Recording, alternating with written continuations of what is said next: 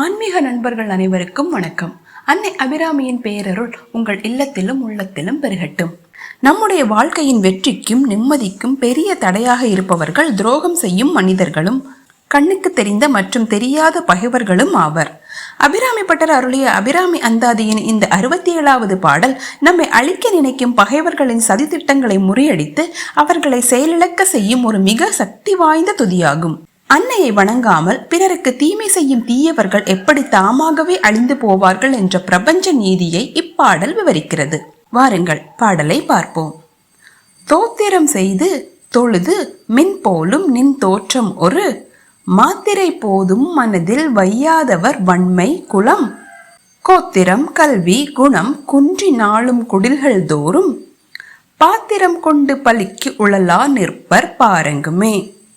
அதாவது தோத்திரம் செய்து தொழுது மின் போலும் நின் தோற்றம் ஒரு உன்னை போற்றி துதித்து கைகூப்பி வணங்கி மின்னல் போன்ற பிரகாசமுடைய உன்னுடைய ஒளிமயமான திருவுருவத்தை மாத்திரை போதும் மனதில் வையாதவர் வன்மை குலம் ஒரு கண் இமைக்கும் நேரமாவது தன் மனதில் நினைத்து தியானிக்காத கொடியவர்களின் கொடைத்தன்மையும் அவர்களின் பாரம்பரிய குலப்பெருமையும் கோத்திரம் கல்வி குணம் குன்றி நாளும் குடில்கள் தோறும் அவர்களின் கோத்திர பெருமை கற்ற கல்வி நல்ல குணம் ஆகிய அனைத்தும் நாளுக்கு நாள் குறைந்து அழிந்து போய் அவர்கள் தினமும் ஏழைகளின் வீடுகள் தோறும் பாத்திரம் கொண்டு பலிக்கு உழலா நிற்பர் பாரங்குமே.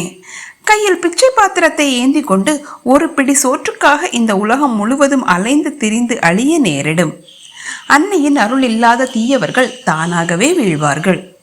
இதை இன்னும் சுருக்கமாக கூற வேண்டுமென்றால் மின்னல் போன்ற பேரொளி வடிவமான அன்னை அபிராமியை வணங்காமல் அவளது திருவுருவத்தை ஒரு கணமாவது மனதில் நினைக்காமல் பிறருக்கு தீமை செய்ய வாழும் பகைவர்களின் நிலை என்னவாகும் என்பதை பட்டர் மிக தெளிவாக கூறுகிறார். அப்படிப்பட்ட தீயவர்களின் செல்வம் குலப்பெருமை கல்வி நல்ல குணம் பாரம்பரியம் ஆகிய அனைத்தும் அடியோடு அழிந்து போகும். அவர்கள் கையில் பிச்சை பாத்திரம் ஏந்தி ஊராக அலையும் நிலைக்கு தள்ளப்படுவார்கள். எனவே அன்னை நமக்கு துணை இருக்கும் போது நம்மை எதிர்க்கும் பகைவர்கள் அவளது வினையின் பயனால் தாமாகவே அழிந்து போவார்கள் என்பது இப்பாடலின் தத்துவமாகும். செவ்வாய்க்கிழமை சனிக்கிழமை அல்லது தேய்பிரை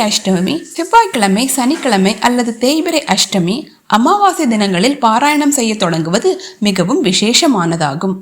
மாலை அல்லது இரவில் பூஜை அறையில் நல்லெண்ணெய் அல்லது நெய்விளக்கேற்றி வைத்து படிக்கலாம். நமக்கு இருக்கும் பகை தொல்லைகள் சதித்திட்டங்கள் நீங்க இப்பாடலை தினமும் 11 முறை அல்லது 27 முறை மனமுருகி பாராயணம் செய்ய வேண்டும். யாரிடமும் தனிப்பட்ட பழிவாங்கும் எண்ணம் இல்லாமல் அன்னையே என்னை சுற்றியிருக்கும் தீய சக்திகளும் எதிரிகளின் சூழ்ச்சிகளும் அழிய வேண்டும் என தற்காப்பு சிந்தனையோடு ஓத வேண்டும். எதிர்ப்புகளை தகர்க்கும் உக்கிர மற்றும் தற்காப்பு வழிபாடு என்பதால் அன்னைக்கு உகந்த மிளகு சாதம் வெண்பொங்கல் அல்லது புளியோதரை நைவேத்தியமாக வைக்கலாம்.